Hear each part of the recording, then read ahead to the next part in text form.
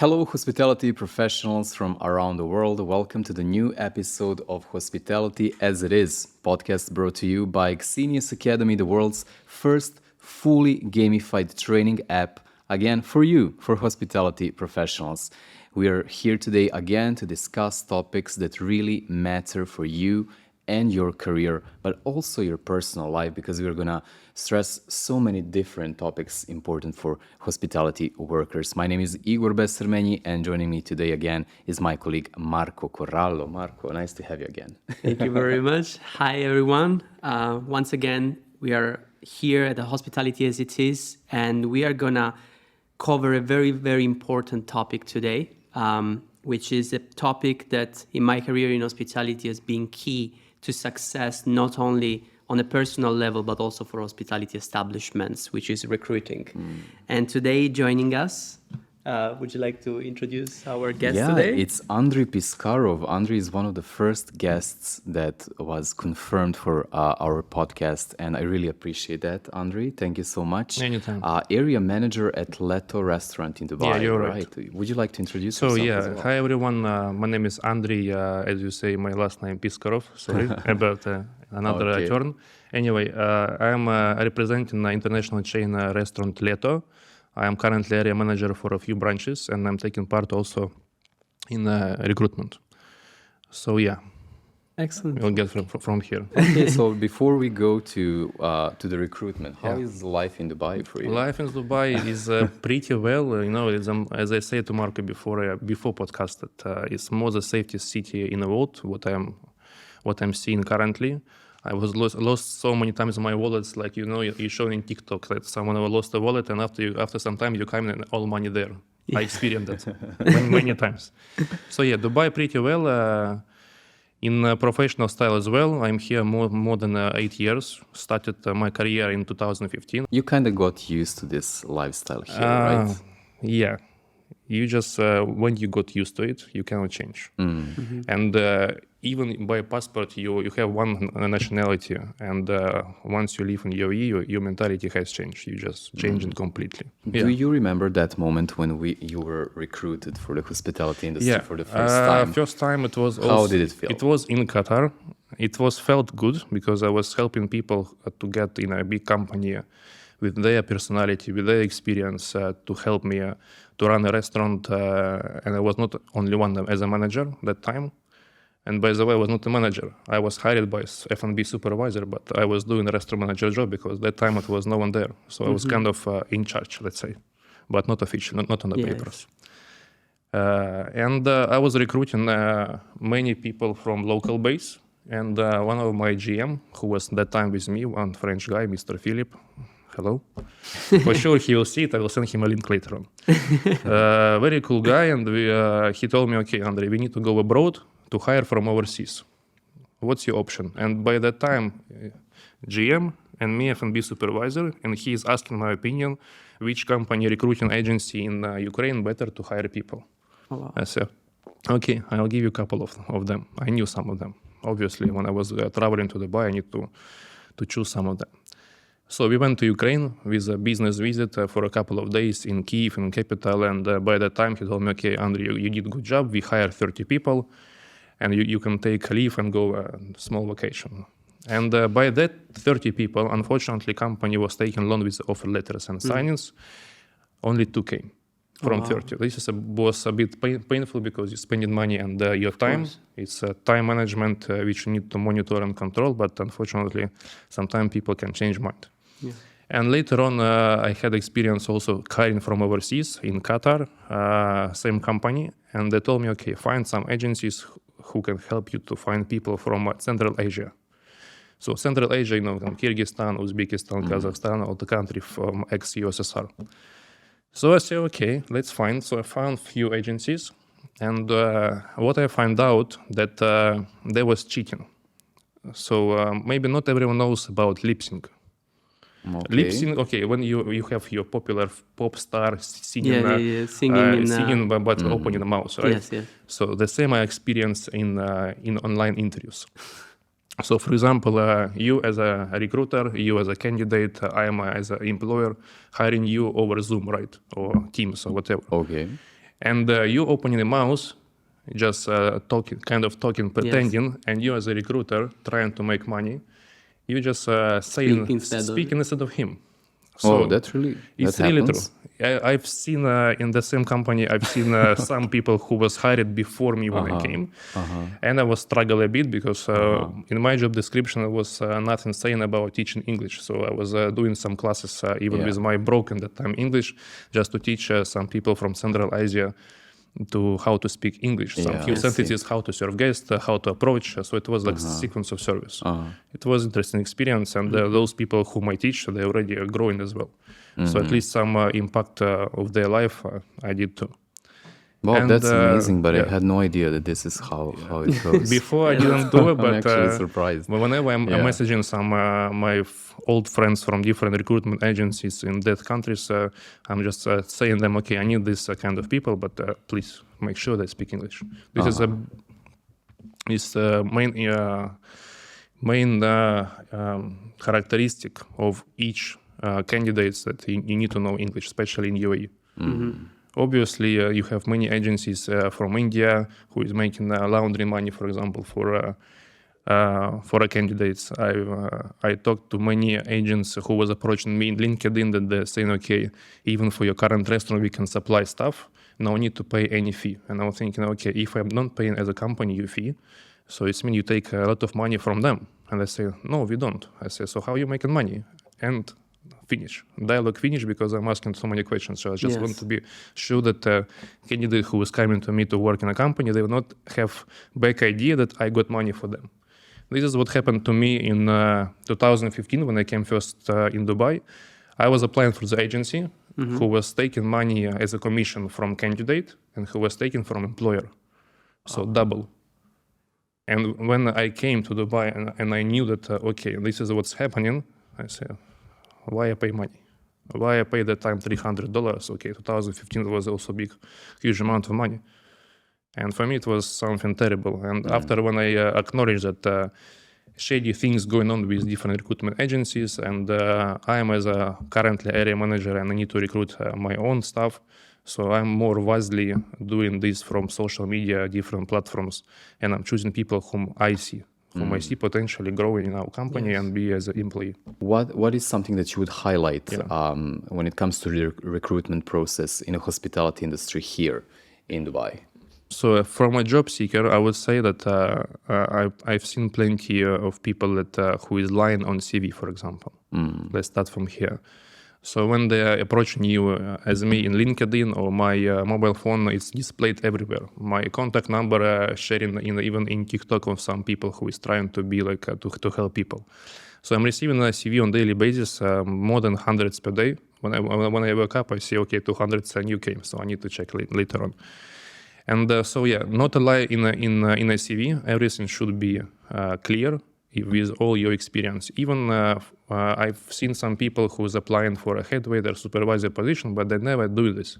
So even in interview, you can see people who don't know what to talk. So you just need to know to lie to your CV because it will be visible. You need to put all, even if you're fresher, put everything as it is. Don't lie because later on the employer will know for sure.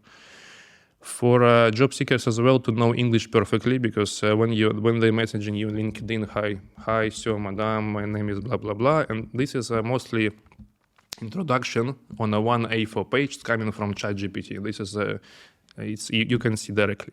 They just copy paste. Okay, put for me, create some post or message. I am like, my name is this, and ChatGPT give you some idea. So I am scrolling this. I'm just saying, hello, how may I help you? Blah blah blah. So we just messaging in a normal, polite, casual way. So would you say that hospitality workers in the Middle East still rely heavily on CV, and you think that this is wrong? For me, as I say, the better not to lie in CV because once you have some references, which is also fake. For me, as a let's say talent recruiter, which I am not, but I'm doing this part of job, I would call some of the references which I've seen. Yeah, as I'm here for 8 years and my network is growing and I can be in touch with someone from hospitality from LinkedIn. So if I see that one guy coming from, for example, let's say blah blah, popular club in GBR, and I have someone there who is working there, so I will message him, okay, hi, how are you? So I you're want to well follow up. connected, right? It They is. cannot It lie is. to you. It is. So even sometimes when we have a managers in each branch who is also sending CV in one special group, and we are just observing who is what, who is who, and I'm checking CV and I'm saying, okay, this is a guy, you can invite him for yes, this is girl, she was working before in cafeteria, for example, in some data.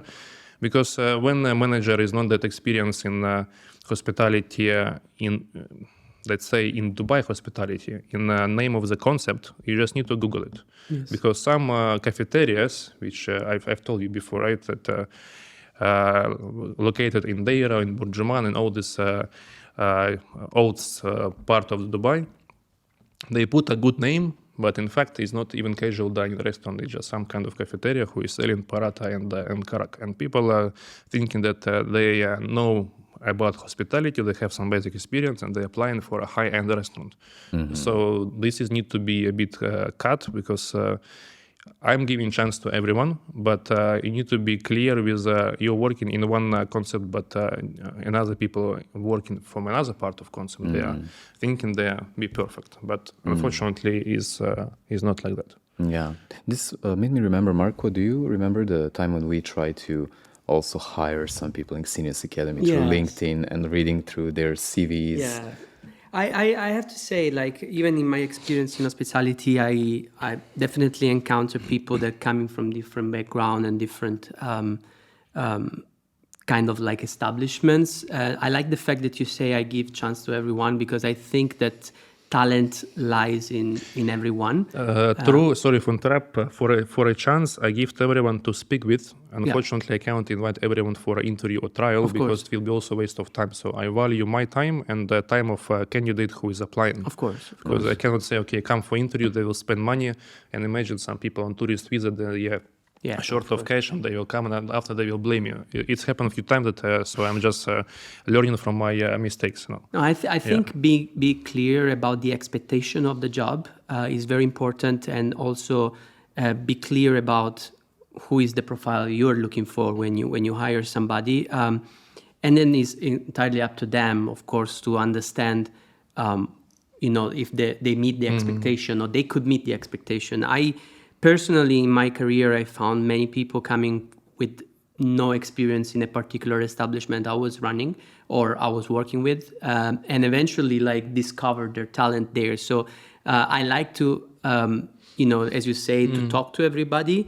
And the most important, we were talking about with our previous guest, that sometimes in hospitality we say we don't hire for skills, we hire for attitude, right? Yes, yeah, and that's actually true. But also as leaders in the industry and as managers and job employers, it's our responsibility to offer the tools to polish their skills.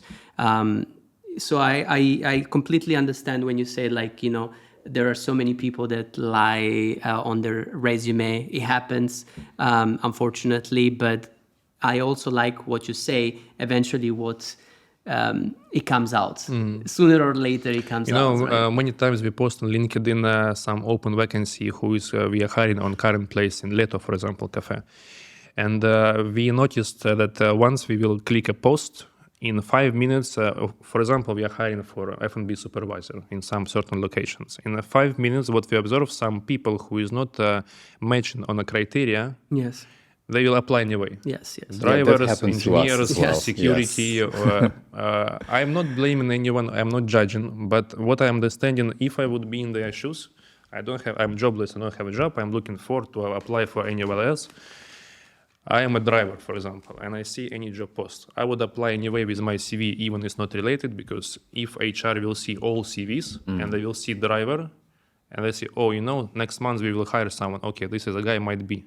Yeah. So they just given a chance as well. And even you're over full in your inbox with different CVs, which is not even related, I'm still saving. So I have a huge database who was keeping aside just in case if this person is still in the country and we are looking for, I have some people to propose. And after we'll, of course, post another LinkedIn post or just another, or Indeed or any other platform. So, Yeah, no, job application, people, as you say, they apply for any job possible. And I personally believe that spending a little bit more time in your job application and apply for something that you really want, and having a little more personal touch into getting in touch with the job employer, I think it goes a long way. Rather than applying to 50 different jobs a day, choose 2 or 3 that really matter to you, and personalize your application as much as possible to really stand out from the rest. You know, right? when I've got this kind of issue that people don't know what to write in their CV, in LinkedIn, when you are kind of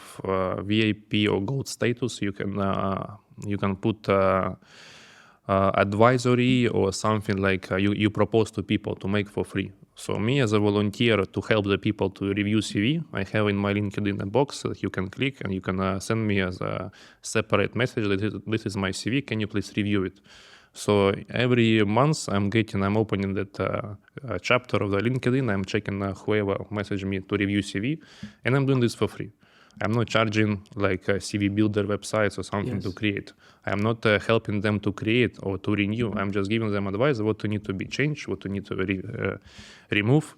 For example, hobby. Okay, for me as an employer or a recruiter or talent or whatever you say, I'm asking about hobbies. Okay. So this is part of your attitude and behavior that maybe you do boxing, and I don't want to be hiring waiter who is doing boxing. Okay, is your free time? Why? Because someone will punch you. You come next day on duty and you have nose. Okay, maybe I will decline this CV.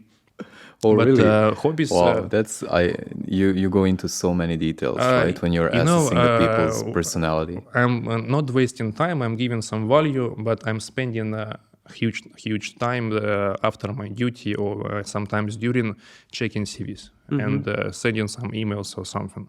But from your experience so far, did you ever encounter the situation where you proved yourself to be wrong because the actual person has exceeded the expectations that you had from them? Most probably, yes. I would not say some example currently now, but for sure some examples came up in my idea maybe later on. Yeah, everyone is making mistakes. Sometimes we overjudging or not judging enough. And in my past experience, we had some people who was coming to us to apply, and sometimes who was begging for a job because of situation that when everyone declining the application, but he's still professional, but something is not fit to some establishments. Yeah. Maybe I just didn't see them, and after they grow and they message me, okay, you see, you didn't hire me, but I'm here. So this is maybe losing their talents. Yeah. But maybe some of us maybe. But yeah, I think the point, I really love the fact that you were pointing out few good things about the CV and few bad. And I really want to focus a little bit more because I think our viewers could see the value in that. So you as a professional recruiter, what exactly are you looking in a CV? Because I saw a TikTok the other day that this person was judging CV and there was this discussion about pictures, no pictures. I was also doing this kind of voting post in my LinkedIn that I do need to attach picture or not. Okay. Because for me, when you work in high-end hospitality, any concept that you need to present front of the house as a nice person with a nice, perfect body, let's say. If you're talking about high concept like Sushi Samba, or any other high-end restaurants like Le Petit Maison, that they are choosing people by how they look like. For us, in casual dining or casual plus, let's say, we also looking for it, but it's not necessary. If a person coming with an attitude, behavior that they are giving good impact, and you see them in an interview or even doing trials, for example, you still hiring people. So picture or not picture, it doesn't matter, to be honest. I will see in a picture. I will check if a person look good or not. In my experience in Qatar, I saw one CV that a person was smiling but not showing a teeth. I'm not judging anyone's smile or something on the face, but when person came to me and we started to talk, unfortunately, I couldn't hire him because his teeth was not so straight. So when you come into the restaurant, and at that time I was working in the high-end Japanese Peruvian cuisine. So imagine you as a guest, you come to sit and eat for 500 average check, and the waiter approaching you with not correct teeth, for example, or something is missing. So I would be not comfortable to sit there. So this is type of point which also pointing on a CV on a picture. So better to place it. If you don't have picture on CV, still, if you have a good CV with all the professionalism, what you input there, still employer or recruiter, they will contact you at least to have a cold phone, cold call, and just to speak with you. So it's like a 50-50. Yeah, that is a very, very sensitive topic. And I think... I hope after this topic, no one will judge us in the comments and say no. Yeah, no, but this is the reason why we do the just podcast. Yeah, we want no, to discuss. I think We just want need to be honest with this also. Yeah, to be honest, it's a very, very difficult topic to discuss. I do not believe that somebody's appearance should affect their ability to land a job, because I think hospitality really relies on how you make people feel, and is very much about like the character of a person. I mean, at least in my experience.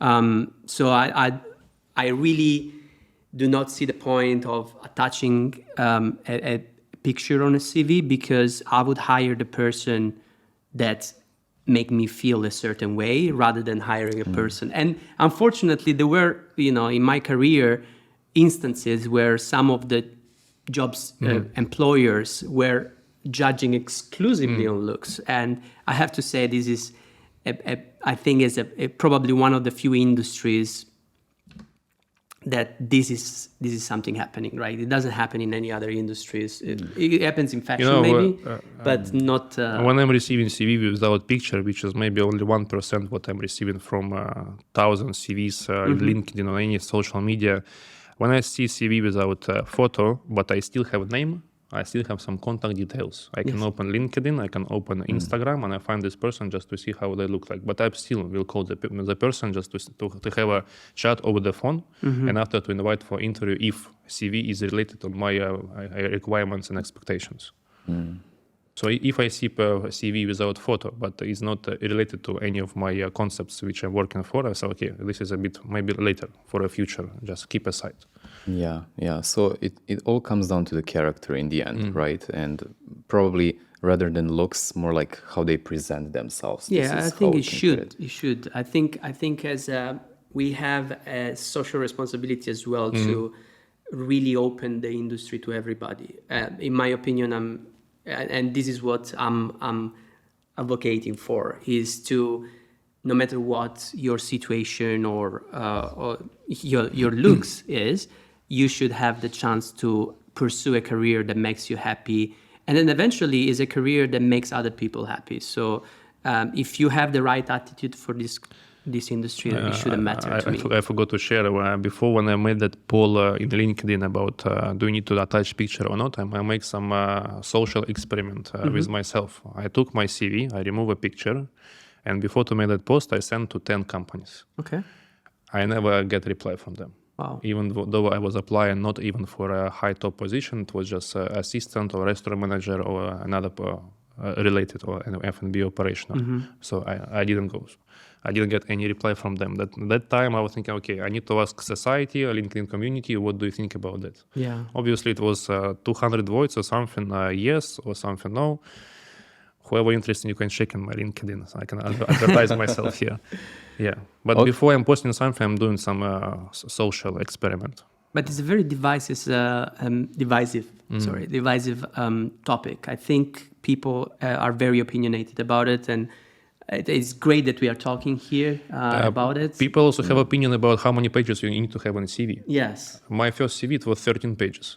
Currently now it's only 1 page. Yes. Because it's more efficient and more easier to do. Was this the Europass CV? Europass? No, not Europass. That was very long. We all had it. Created when I was looking for, before to go to Qatar, I was doing all my experience. I gathered together. In each experience, what you need to have. Experience, dates, name of the restaurant and country, and job description. What did you do? Obviously, it's a lot. So it was 13 pages. And after someone told me, okay, go to CV Builder, any website, open, design, and make it. So I opened Canva, which is the most useful application. No need to pay anything if you don't want to spend. And I make in one page. Yes. So what we need to have in a CV? Picture or not picture, which we discussed before. your name, your experience. For a degree, I would say yes and no, because I know some top professionalist hospitality who is a GM or CEO without any hospitality degree or even degree university at all, and they are going in a top positions. Yeah, of course.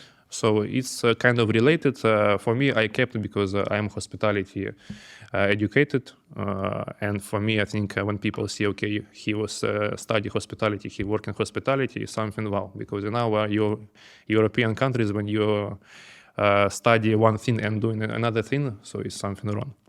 And it's common thing. My group, who was in university, above 20 people, I guess, only maybe 5 from them work in hospitality. Some of them truck driver in USA or somewhere else. So it's also important to have, I think, education, but not so. What about social media? I think we should also discuss that. Do you check their social media? What do you get from that? I get lifestyle, lifestyle and attitude. So should people be scared of how they carry themselves scary, in social but, media? Before we start our podcast, I told to Marco that I'm doing my kind of life digest, like a journal, like a magazine, my own.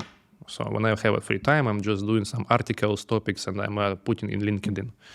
So one of my topic, which is still not there, but I'm preparing for, it was about social media and about CV.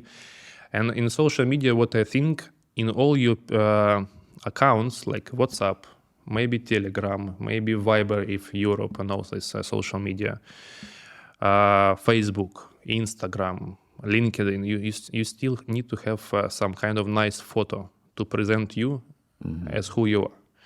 I'm receiving so many CVs from candidates from different countries that they have a nude part of this, and they applying, so I want to have to be a waiter, and I'm checking profile picture, and he is like almost naked, and I say, okay, I will keep this for a while.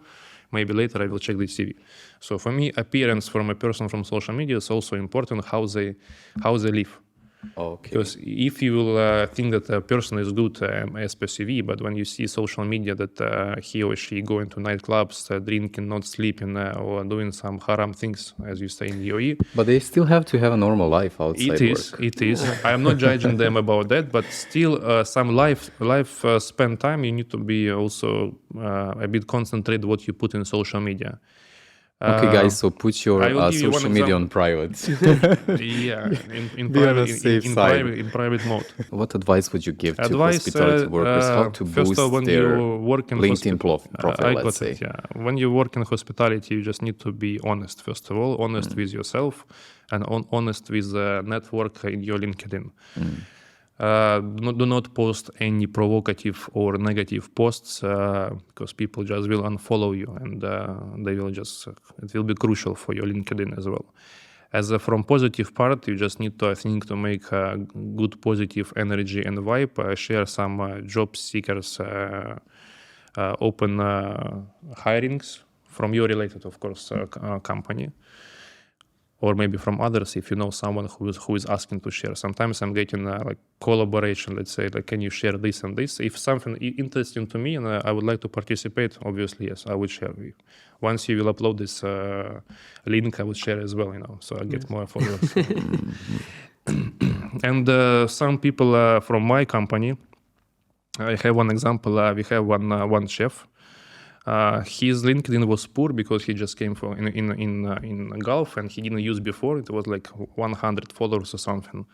So I told him, okay, just put a post. I will repost, and 1,500 people just came to him. And it was just a collaboration just between our colleagues. Marco, do you have any? No, other thank you very much for being here with Pleasure. us. I appreciated the input, and I think it's a great topic to discuss, and everybody will have their opinion on it. And I think it's very important that we touch these topics more and more.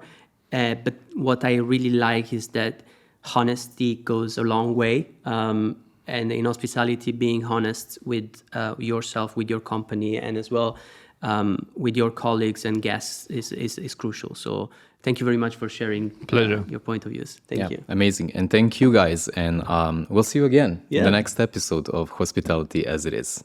Thank you.